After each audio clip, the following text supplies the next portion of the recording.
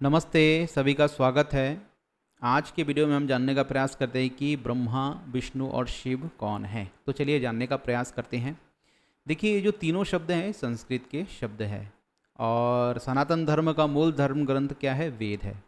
वेदों में ये तीनों जो शब्द है अनेकों बार ईश्वर के लिए उपयोग हुआ है। अनेकों मंत्र में हमें ईश्वर के लिए ब्रह्मा शब्द उपयोग किया गया है, वहाँ दिखता है। विष्णु शब्द उपयोग किया गया है, शिव शब्द उपयोग किया गया है। ईश्वर के अलग अलग गुण और कर्म को इंगित करने के लिए, दिखाने के लिए, दर्शाने के लिए। तो चलिए जानने का प्रयास करते हैं कि ये जो शब्द है ये हमें क्या बताते हैं और इन शब्दों का क्या अर्थ है और ब्रह्मा, विष्णु और शिव वास्तव में एक्चुअल में है क्या। तर्क, बुद्धि, तथ्य, प्रमाण और विज्ञान के आधार पर जानने का प्रयास करते हैं। तो देखिए, सनातन धर्म का मूल धर्म ग्रंथ वेद है। तो संस्कृत भाषा की उत्पत्ति कहाँ से हुई है? वेदों से हुई है। प्रारंभ में वेद इस रूप में उपलब्ध नहीं थे। प्रारंभ में वेद श्रुति स्वरूप में उपलब्ध थे। ऐसा स्क्रिप्ट की रचना नहीं हुई थी। आज हमारे पास पुस्तकीय फॉर्म में वेद उपलब्ध है, परंतु प्रारंभ में, आदि सृष्टि में या फिर उसके अनेक समय तक जो है वेदों की शिक्षाएं जो होती थी गुरु शिष्य परंपरा के द्वारा सुनाई जाती थी, पढ़ाई जाती थी। उसके लिए कोई टेक्स्ट की आवश्यकता नहीं होती थी। मनुष्य में इतनी धारण शक्ति होती थी, स्मरण शक्ति होती थी कि वो वेदों के मंत्र को स्मरण कर सकता था, उनको याद कर सकता था, उनके अर्थों को जान सकता था, उनको जो है जान करके ज्ञान और विज्ञान में वो आगे बढ़ सकता था।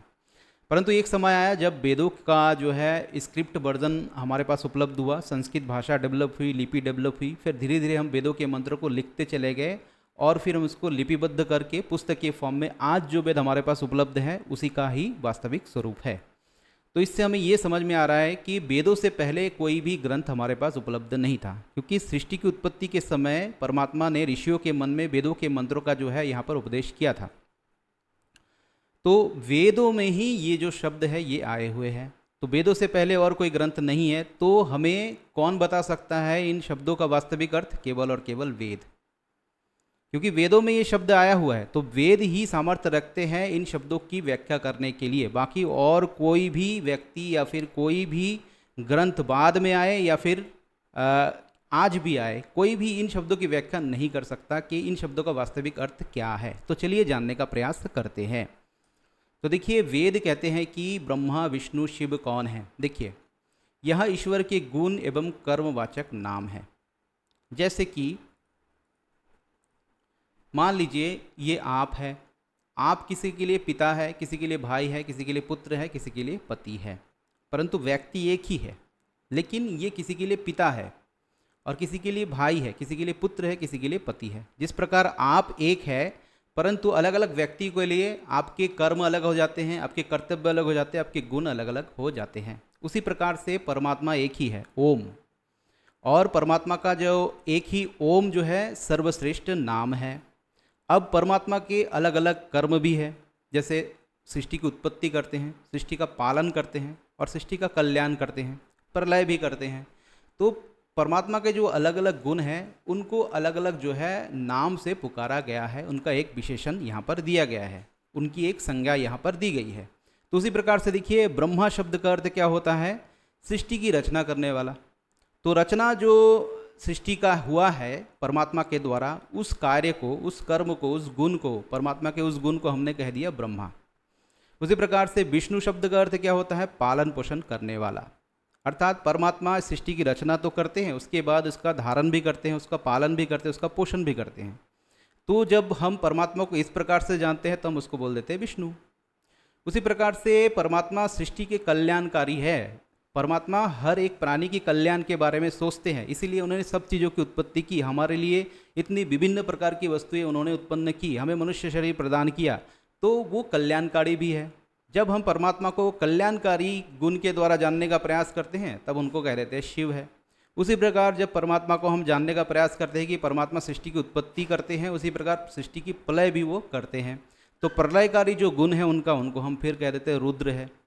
तो जितने भी नाम हैं, ब्रह्मा, विष्णु, शिव, रुद्र, गणेश, सरस्वती आदि आदि जितने भी नाम हैं, ये सभी जो है परमात्मा के, एक ही परमात्मा के गुण और कर्मवाचक नाम हैं। मनुस्मृति में महर्षि मनु क्या कहते हैं कि भूतम भव्यम भविष्यम च सर्वम वेदात प्रसिद्धति। अर्थात इस संपूर्ण सृष्टि में जितने भी चीज़ें हैं, चाहे वो वस्तुओं के नाम हो, व्यक्तियों के नाम हो, जगह के नाम हो, जितने भी ज्ञान हो, विज्ञान हो, शिक्षा हो, दीक्षा हो, सब चीज़ें जो है वेदों से ही प्रसिद्ध हुई है, वेदों से ही सब निकले हुए हैं समय समय से। उसके बाद देखिए इसी प्रकार से हमारे ऋषियों ने भी यही किया है। ऋषियों ने भी समय समय पर उन्होंने क्या किया है, अपने संतान आदियों के नाम, स्थान आदियों के नाम जो है वेदों के इन्हीं शब्दों को उठा करके रखना उन्होंने प्रारंभ कर दिया। जिनके गुण और अर्थ जो है उनके पुत्र के, संतान के या फिर स्थान विशेष के गुण से मैच होते थे, अर्थ से मैच होते थे, उनका नाम जो है उसी शब्द से रख दिया जाता था और रखा जाना प्रारंभ हुआ।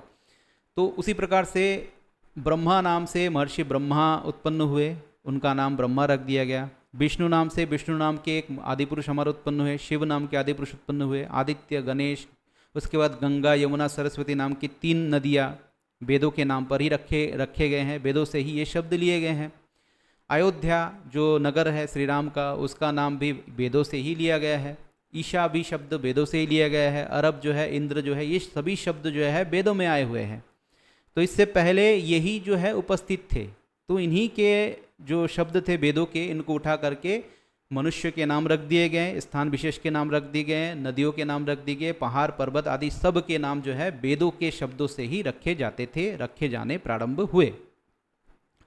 अब जो है भ्रांति यहाँ पर उत्पन्न होती है कि देखिए ब्रह्मा विष्णु महेश जो है, ये जो शब्द है ब्रह्मा विष्णु शिव, ये जो शब्द है एक ही परमात्मा के जो है गुणवाचक और कर्मवाचक शब्द है, नाम है। परंतु इतिहास में बहुत सारे ऐसे पुरुष हुए हैं ब्रह्मा नाम के, विष्णु नाम के, शिव नाम के, ठीक है। तो हमें क्या होती है, उनसे रिलेटेड जो है भ्रांति यहाँ पर उत्पन्न होती है। हम समझते हैं कि वही ब्रह्मा विष्णु और शिव का जो है वर्णन किया गया है वेदों में, जो हमारे ऐतिहासिक पुरुष आदि थे। बिल्कुल भी नहीं है, क्योंकि वेद सबसे पहले उत्पन्न हुए हैं। वेदों से पहले कोई इतिहास उत्पन्न नहीं था, इतिहास ही नहीं था। ना कोई स्थान विशेष का नाम वेदों में है, ना कोई जगह का नाम वेदों में है, ना ही किसी व्यक्ति का नाम वेदों में है। वेद सबसे पहले उत्पन्न हुए, और जो सबसे पहले उत्पन्न होता है उसी से ही सब चीज़ों का नामकरण किया जाता है। तो वेदों के इन्हीं शब्दों का उपयोग करके धीरे धीरे जो है नामकरण करके जो है अलग अलग जो है पुरुषों के नाम किए गए हैं। और इतिहास में ऐसे ऐसे श्रेष्ठ श्रेष्ठ पुरुष उत्पन्न हुए हैं, जिससे हमें भ्रम उत्पन्न होता है कि यही इंद्र जो है वेदों के इंद्र है, यही विष्णु जो है वेदों के विष्णु है, यही ब्रह्मा जो है वेदों के ब्रह्मा है, जो बिल्कुल भी नहीं है। वेदों में जो ब्रह्मा विष्णु और शिव नाम आए हुए हैं, ये एक ही ईश्वर के गुण और कर्मवाचक नाम है। महर्षि ब्रह्मा, विष्णु जी, शिव जी, ये सब जो है एक हमारे ऐतिहासिक पुरुष है। ये समय समय पर उत्पन्न हुए हैं। आज भी हम आप ढूंढेंगे तो ब्रह्मा नाम के व्यक्ति मिल जाएंगे, विष्णु नाम के, शिव नाम के, आदित्य, गणेश आदि नाम के जो है पुरुष आपको मिल जाते हैं। तो इससे भगवान का कोई संबंध नहीं है, ईश्वर का कोई संबंध नहीं है कि ईश्वर जो है स्वयं अवतार लेकर के आए हैं और आकर के जो है धर्म की रक्षा करते हैं और हमें बचाते हैं। इसका कोई संबंध इससे नहीं होता है। तो वेदों में जो ब्रह्मा विष्णु महेश है वो भिन्न है, और ऐतिहासिक जो पुरुष जो है ब्रह्मा विष्णु और शिव आदि है, ये सब जो है भिन्न है। देखिए वेदों से पहले कुछ भी नहीं था, कोई इतिहास नहीं था। अगर वेदों में भी इतिहास का वर्णन होगा तो फिर वो ईश्वरीय ग्रंथ कैसे होगा? ईश्वर किसी भी व्यक्ति का, किसी राजा का गुणगान क्यों करेंगे? ये सोचने का विषय है। अगर वो किसी भी राजा का, किसी भी पुरुष का गुणगान वहाँ पर करते हैं वेदों में, तो वो ईश्वर नहीं हो सकते। ना ही किसी स्थान विशेष का नाम होना चाहिए वेदों में, क्योंकि वेद जो है संपूर्ण सृष्टि के मनुष्य जाति के लिए था, किसी एक देश के लिए नहीं था वेद। अगर वेदों में कोई स्थान विशेष का नाम है, जैसे अगर भारत का, अमेरिका का या फिर यूरोप आदि देशों का कोई भी नाम है, तो वो ऐतिहासिक ही ग्रंथ हो जाएगा। उसमें किसी भी राजा महाराजा, किसी भी पुरुष का अगर इतिहास का वर्णन है तो भी वहाँ ऐतिहासिक ग्रंथ हो जाएगा, ईश्वरीय ग्रंथ नहीं होगा। अतः जो ईश्वरीय ग्रंथ होता है उसमें किसी भी प्रकार का कोई भी राजा महाराजाओं का इतिहास नहीं होना चाहिए, उसमें कोई भी देश का नाम नहीं होना चाहिए, किसी भी प्रकार का कोई भी ऐसी बातों का उल्लेख नहीं होना चाहिए जो केवल और केवल एक जगह विशेष के बारे में हो।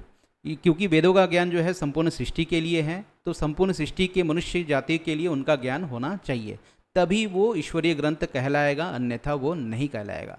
इसलिए वेदों में जितने भी ये नाम हम देख रहे हैं, ये सभी नाम जो है वहाँ पर ईश्वर के लिए ही, ईश्वर के अलग अलग गुण, कर्म और स्वभाव को बताने के लिए ही उपयोग हुए हैं, ना कि वो ऐतिहासिक पुरुषों के आधार पर उपयोग हुए हैं। तो पुराणों के जो ब्रह्मा विष्णु और महेश है, ये वेदों के ब्रह्मा विष्णु और शिव से भिन्न है। इनके साथ कोई भी संबंध नहीं है। पुराणों की रचना अनेक काल बाद में हुई है, एकदम अभी नवीन ही है। पुराण 1,500 वर्ष पहले ही पुराणों की रचना हुई है। ये कहानियाँ हैं, इन्हीं नामों को ले करके उठा करके, वेदों के इन्हीं नामों को उठा करके जो है अलग अलग समय पर जो है अलग अलग पौराणिक ग्रंथ रचे गए और कहानियाँ बना दी गई। पुराणों की कहानियों पर अगर आप प्रश्न करेंगे, अगर आप तर्क लगाएंगे, बुद्धि लगाएंगे, तो फिर आप उनके सत्य को जान जाएंगे। इसलिए प्रश्न करें। धर्म के विषय पर बहुत अधिक प्रश्न करना जरूरी है। बिना प्रश्न किए धर्म की जिज्ञासा का अंत नहीं किया जा सकता, और धर्म और अधर्म का निश्चय केवल वेदों से हो सकता है, बाकी किसी ग्रंथ से नहीं। आशा है यह वीडियो आपको अच्छा लगा होगा। अच्छा लगे तो लाइक करिएगा, शेयर करिएगा और हमारे चैनल को सब्सक्राइब करिएगा। धन्यवाद।